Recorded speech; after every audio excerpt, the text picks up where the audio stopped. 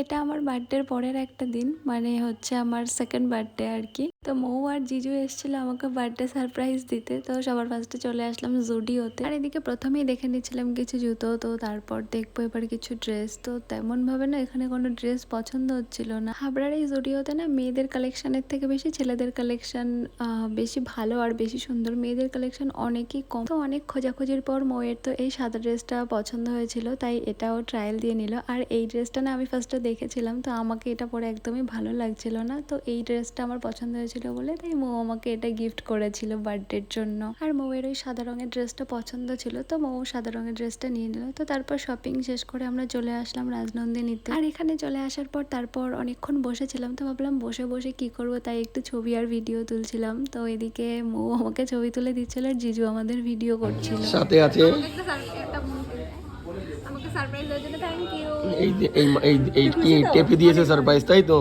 আমরা তুমি আমি জোরে বলো, happy birthday to you, happy birthday to you.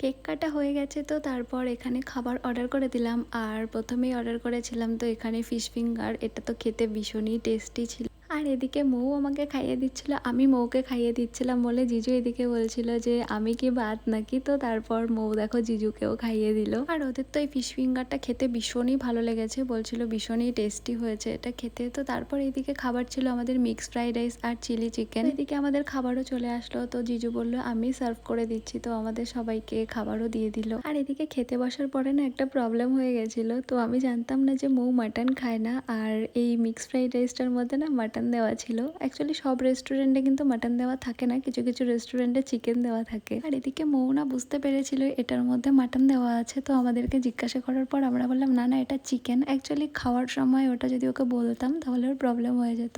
তো এদিকে আমাদের সবার তো খাবার খুবই ভালো লেগেছিল। আর খাওয়া দাওয়া শেষ করে তারপর ওরাও চলে গেল বাড়ির দিকে। তো এই ভিডিওটা এই পর্যন্তই, টাটা।